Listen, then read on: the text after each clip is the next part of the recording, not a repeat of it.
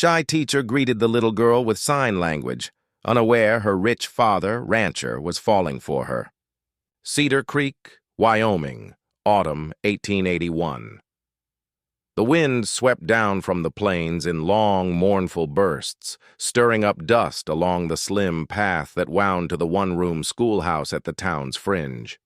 The structure stood battered yet dignified, with a fresh coat of whitewash over aged wood, the bell above hanging quiet but ready. Within, desks stood in orderly rows, chalk arranged neatly, and a cluster of withered wildflowers rested softly on the instructor's desk. Maggie Doyle positioned herself in the entrance, holding a thin slate to her bosom. She was petite, nearly delicate, with reddish-brown hair woven snugly and hidden under a simple cap. Her gown, unadorned tan wool, fluttered lightly in the draft. Her gaze was kind, but her lips seldom parted. When they did, her tone emerged faint, ethereal, almost a murmur, as if each syllable demanded effort. It had been like that since the mishap long ago, when a tumble from the orphanage beams damaged her lungs, leaving them forever altered. She had matured in quietude, not by choice, but because life had shown her that her speech, when it surfaced, invited ridicule. So she honed her ability to observe deeply, to write with skill, and when language faltered, her gestures communicated. The pupils started arriving in small groups, giggles, feet thudding, the squeak of bags and seats. Maggie acknowledged each with a nod, etching her name on the slate. Miss Doyle. A few gazed at her a bit too intently, at her hush, her composure, but she offered a soft grin and motioned them forward. Then the entrance swung wide once more. A lofty figure appeared outlined in the doorway, wide-shouldered, cap in grasp, a child beside him. His features were chiseled from rock, etched by the elements, darkened under a hat's edge. But the child was his contrast, tiny, wide-eyed, her fair ringlets fastened in gentle swirls. She clutched his palm as if it were her sole tether to the ground. Emily Hayes, Maggie had heard of her. 4 years old, her hearing stolen by a fever the prior winter. Ever since, she'd become a shadow in her household, present, cherished, yet distant.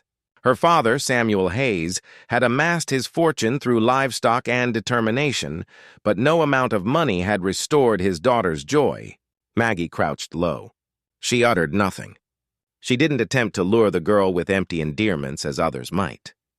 Instead, deliberately, she lifted both hands and formed the signs. "Hello, I'm glad to meet you." Emily's eyes grew large, her lips parted, then sealed shut. She retreated a step, surprised, then a spark ignited, a quiver. Her small hands shifted awkwardly, but confidently. "You speak with hands." Maggie beamed. "Yes, always. Would you like to learn alongside me?" Emily didn't respond. She simply dashed ahead and embraced her. Behind them, Samuel remained rooted at the entryway. He hadn't said a thing since stepping in. Now he observed, his chest weighted, his throat constricted. His daughter, who hadn't grinned in 7 months, was holding on to this unfamiliar woman as if she'd discovered sanctuary. He averted his gaze before Maggie could stand and catch his eye. Outside, he allowed the door to shut gently after him. The breeze persisted, but he scarcely noticed. The wealthiest man in the area had never felt such powerlessness, until he witnessed a reserved educator restore the world to his child, one silent gesture at a time. The days that came after were hushed, yet transformed.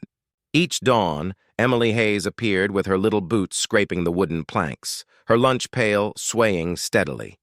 She no longer gripped her father's jacket or paused at the threshold. She entered independently now, chin up, gaze lively, searching the space for one individual, Maggie. The youthful instructor always welcomed her identically, with open hands, a warm expression, and precise, unhurried signs. "Good morning, Emily, I missed you." And each instance Emily brightened. Her hands waved back in eager clumsiness, her digits not fully precise but enthusiastic. "I missed you too." It was a wordless exchange, but to Emily it thundered like a symphony. Initially, the other youngsters observed from afar. They murmured behind cupped palms, intrigued and hesitant. Some had never witnessed someone converse through gestures, but Maggie never insisted. She merely instructed. She inscribed each topic on the board with elegant swirls of chalk. Tree River, friend. Then turning to the group, she demonstrated each term with intentional precision. She proceeded gradually, reiterating the actions, allowing her hands to flow like a stream carrying ideas from mind to motion. When Emily copied the movements, Maggie grinned and affirmed. When she faltered, Maggie adjusted her tenderly, directing her tiny hands with forbearance. Then, without insistence, she extended the opportunity to the others. Would anyone else care to attempt? She inquired in her gentle, gravelly whisper, scarcely heard, yet somehow perceived. At first, the space stayed silent. Some kids shrugged, others chuckled. But one morning, Maggie entered to discover Caleb, one of the elder lads, typically quick to jest, already at his seat. His fingers shifted haltingly, rigidly. "Hello, Miss Doyle." The group burst into chuckles. Maggie didn't reprimand. She smiled. "Perfect," she murmured. Sarah signed afterward, then Lily, then Tom. By week's close, almost every pupil had mastered signing "Good morning, Emily" without a whisper. Emily's expression radiated. Every dawn turned into a symphony of muted motions and mutual comprehension. Outside, just past the schoolhouse pane, Samuel Hayes loitered. He would perch high on his mount, reins slack in his grasp, hat tipped low over his forehead. He convinced himself he was merely ensuring Emily's schedule. But daily, he remained longer. He observed how Maggie leaned close to his daughter, fingers syncing in harmony. He noted the tender manner she motivated, amended, paused, and beyond that, he perceived a change in his child. Assurance, delight, the initial traces of recovery, and he recognized something more. Maggie Doyle never elevated her tone, not even once. Her utterances when they emerged were mild, rough, fragmented. Most often, she voiced nothing. Her gestures conveyed more than any speech might. One serene afternoon, after the pupils had departed and twilight cloaked the grassland in amber, Samuel came back. He carried a modest bundle under his arm, paper, pencils, fresh slates. He intended to set it by the entrance, but as he approached the window, he halted. Inside, the room was almost dim, except for the wavering oil lamp on the desk. Under it, Maggie sat solitary. Her cuffs were rolled to her elbows. Her hands drifted leisurely through the air, bending, forming, rehearsing. Her lips shifted soundlessly, mirroring the signs. Her fingers quivered from weariness, but she persisted. Hope, family, listen. Safe. She formed the terms repeatedly, as if constructing a fresh tongue from the remnants of quiet. Samuel remained motionless, observing. He didn't utter a sound. He didn't enter. He pivoted instead, striding back to his steed with measured, intentional paces. He stopped beside it, eyes fixed on the golden light glowing in the window behind him. His hands curled at his sides.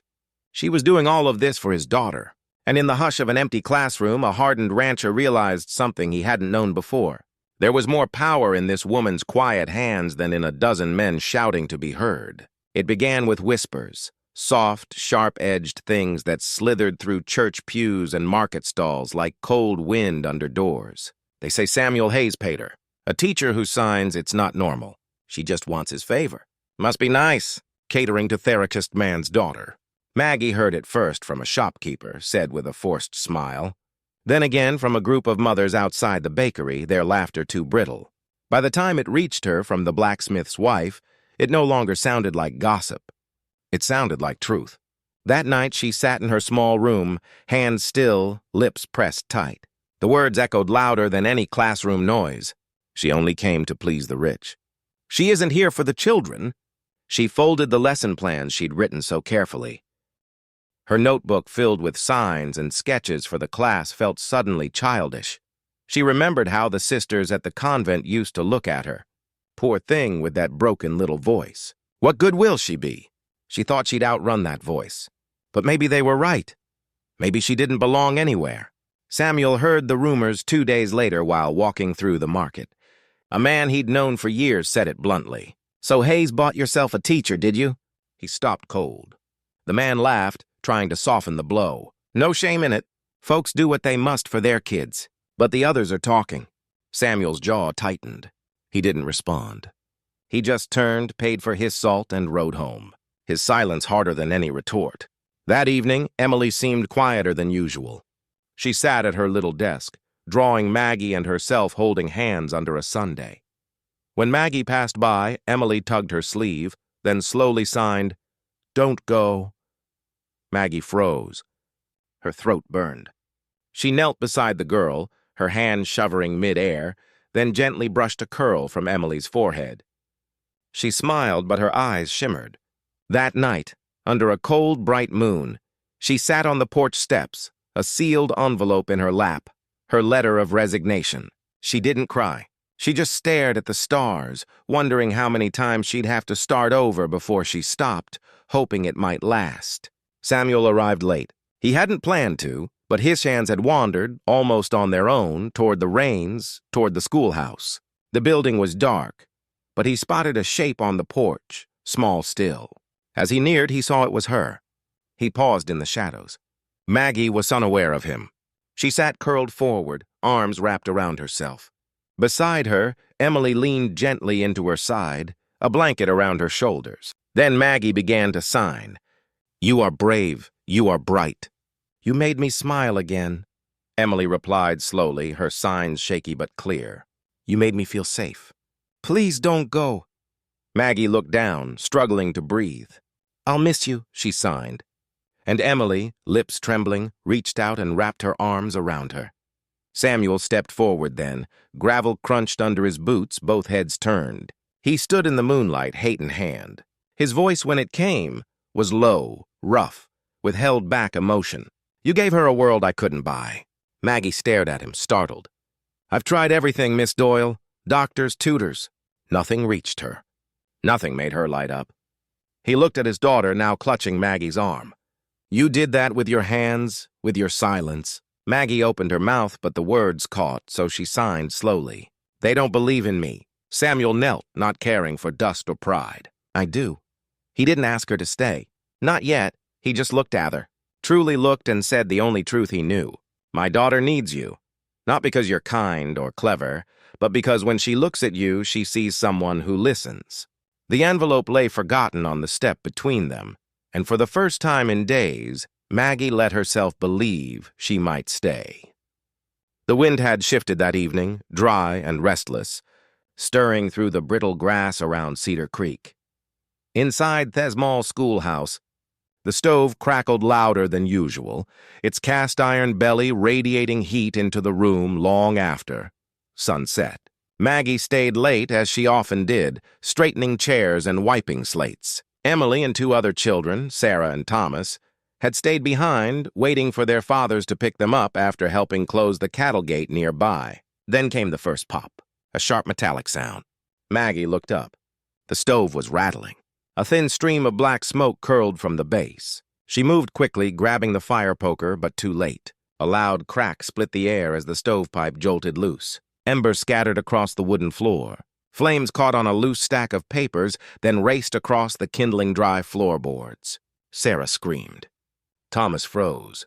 Emily's wide eyes locked on the spreading fire, unable to hear the crackle but feeling its growing heat. Outside, Maggie rasped, her voice barely above a whisper. Smoke thickened fast. Maggie dropped to her knees and signed, "Run, firm, clear," over and over, waving the children toward the door.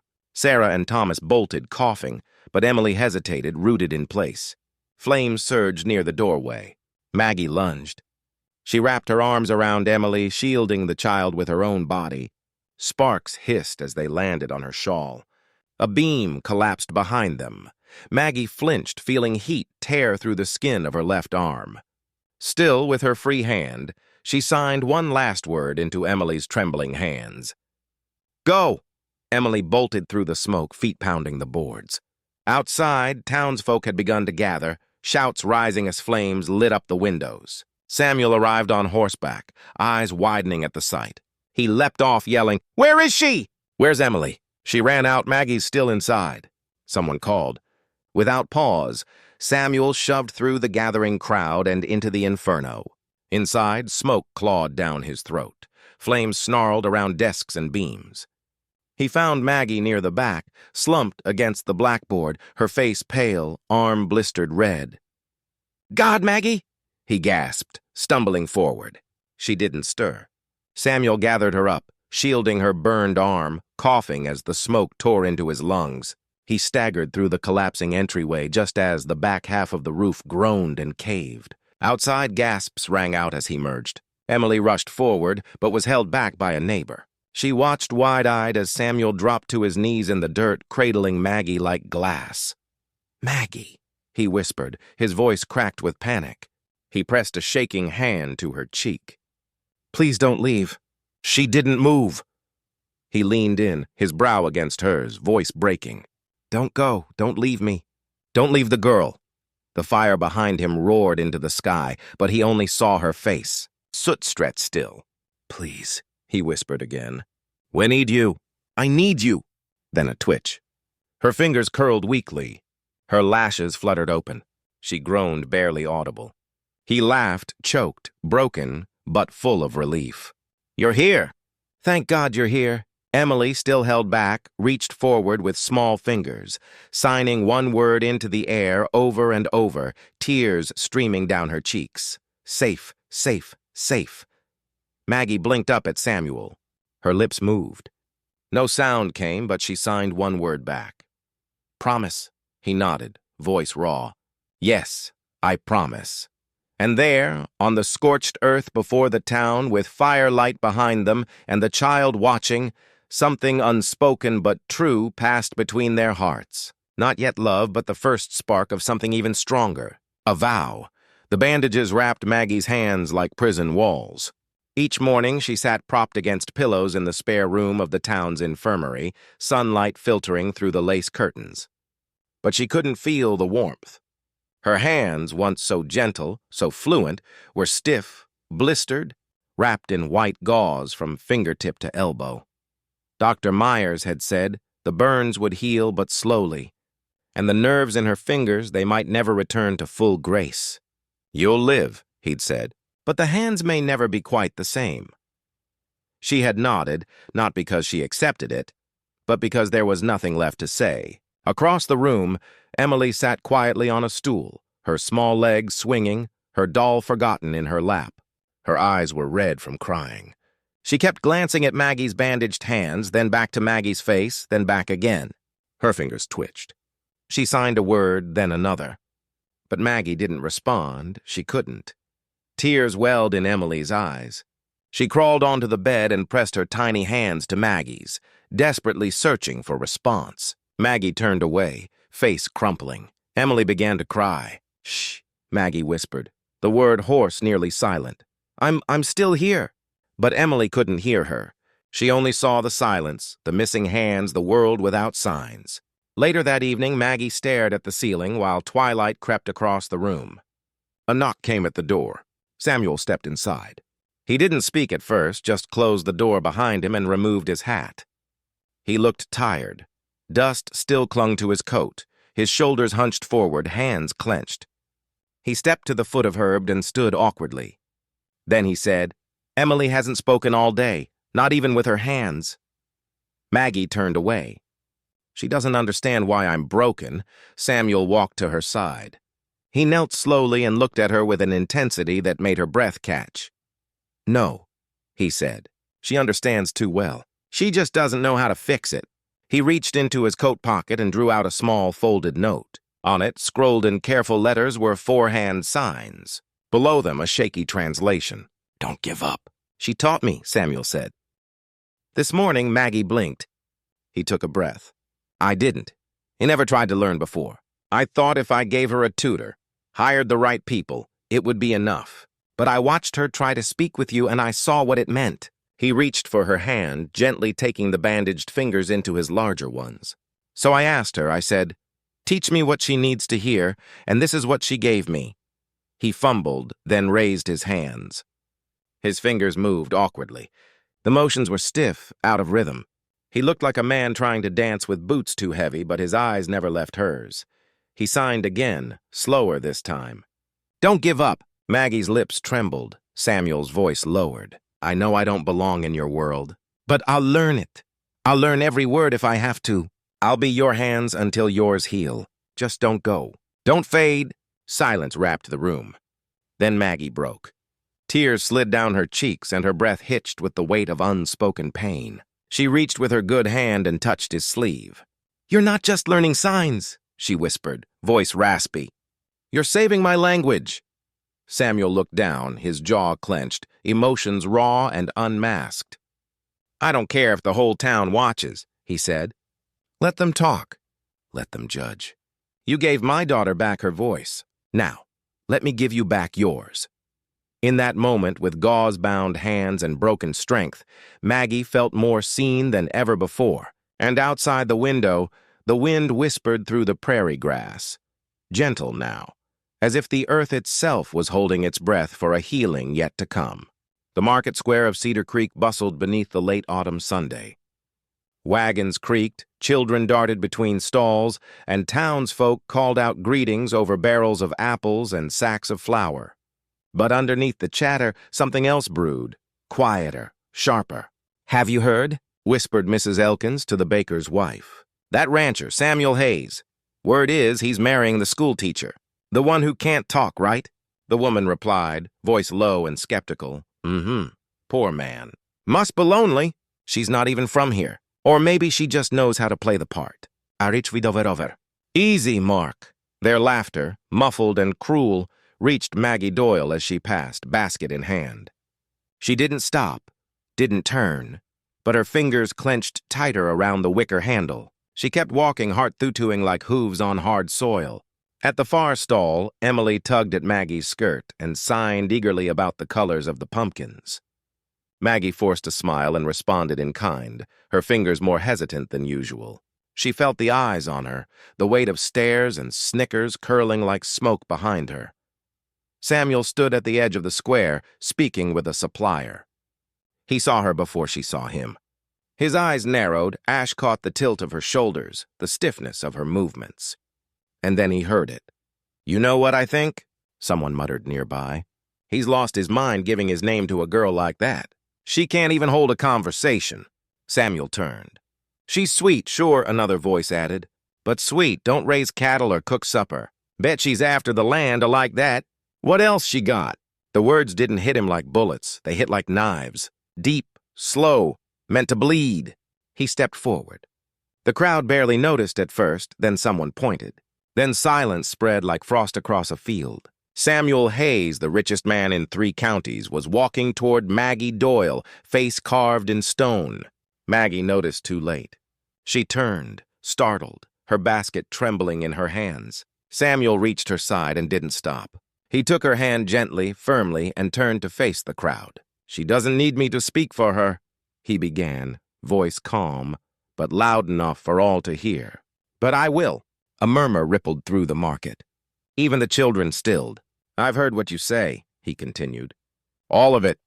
And I'll tell you this. She isn't here for land or for money. She's here because she gave my daughter a world I couldn't buy. She gave her backlight and sound and laughter. He turned slightly, looking down at Maggie. She's not weak. She's stronger than anyone I've known. And she's not a burden. She's the one person this town should be proud-tussed and beside. Then he looked back at the crowd, his voice hardening. I don't need to protect her. I need her. And my daughter needs her more than any of you can understand. Silence.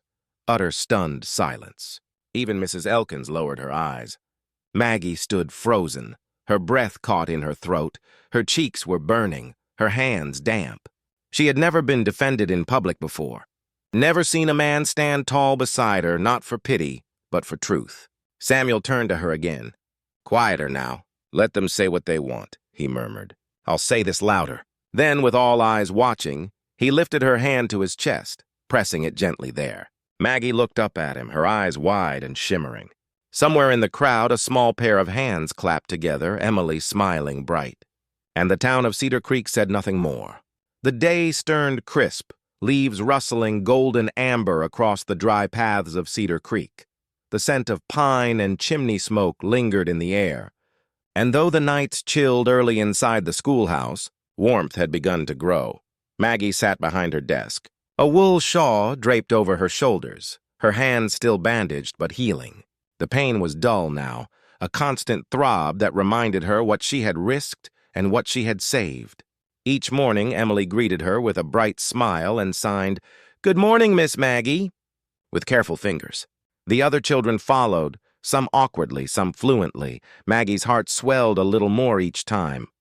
Samuel came often now, sometimes under the pretense of helping Emily with her studies, other times simply to sit at the back of the room while the lesson unfolded. He never interrupted. He would watch Emily's eager hands, Maggie's calm patience, and the way the two of them seemed to move in perfect silent rhythm. He stayed long after the other parents had gone, and when he did leave, he always left something behind. One morning, Maggie found a small jar on her desk. Inside Athic balm. Its scent familiar. Lavender, sage, comfrey. She touched the lid, then looked toward the back of the room where Samuel stood with arms crossed, pretending not to watch. She signed a simple motion of thanks. He nodded once. Another afternoon, Emily handed Maggie a folded piece of parchment. When she opened it, her breath caught. A crayon drawing. 3 figures, a tall man, a woman with a long braid, and a little girl in between. They held hands beneath a crooked sundae. Above them, Emily had written in large, careful letters, "Family." Maggie pressed the paper to her chest. Her throat tightened. That night she sat at the small table in her rented room, candle flickering low, her diary open before her. Her hand trembled as she wrote. Today Emily called me her family. I wanted to weep. Not from pain, but from a joy I am afraid to touch. And Samuel, he looks at me as if I matter. I do not know what to do with that. The ink blurred slightly. Maggie blinked, lifted her head, and started when she saw him. Samuel stood in the open doorway, one hand still on the frame, his coat dusted with frost. He had knocked, she realized. She simply hadn't heard.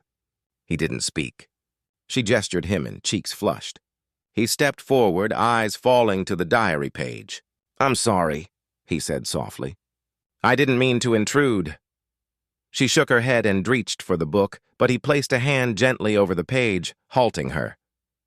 Then slowly, with hands that had held reins and fences and rifle stocks but never felt more unsure, he began to sign. His movements were clumsy, stiff, but she understood. "One, I love you." The world stilled. Maggie stared at him, eyes wide, her breath frozen in her throat. He signed again, slower this time, more sure. "I love you." Her hands fluttered, uncertain.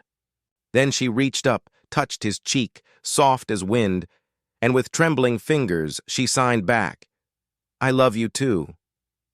He exhaled as though he'd been holding his breath for months. Then, in the silence, he did not speak.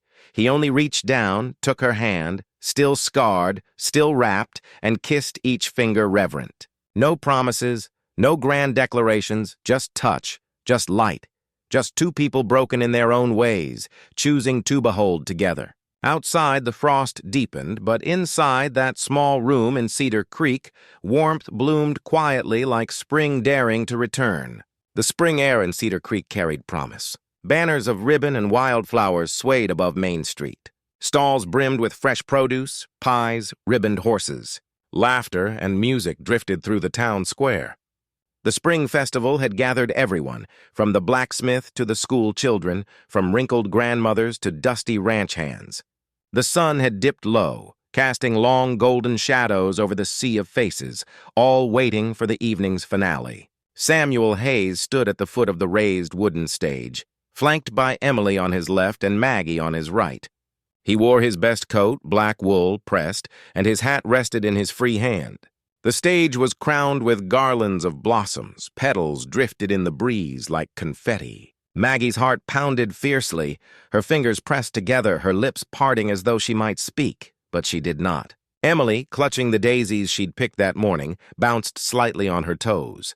Her eyes shone when they met Maggie's. She smiled, though her lips did not move. She extended a small hand and signed, "Stay with me." Samuel looked at Maggie, then to Emily, then back to Maggie again. Silence held the crowd's breath. Even the fiddler ceased his tune. A hush fell over Cedar Creek.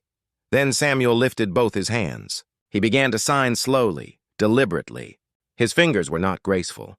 Some movements were awkward, some reversed, but the meaning was unmistakable. M-A-R-Y-M-E. His hands trembled on the final sign. Maggie's breath caught.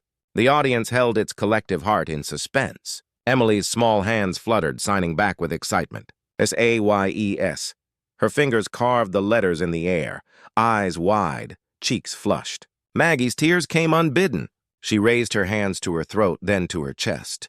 Time seemed to slow. She looked at Samuel's earnest face, the sun catching the edges of his coat, dust still clinging to his boots. She saw his vulnerability, his resolve, his heart laid bare. She nodded. Her lips trembled, but no sound escaped. With trembling fingers, she signed back, "S." A cheer erupted from the crowd, but Maggie and Samuel heard none of it. The world narrowed to that moment, their hands, their hearts, their silent vow. Samuel stepped forward, arms open. He leaned in and gathered Maggie against him, fingers pressing gently into her shawl.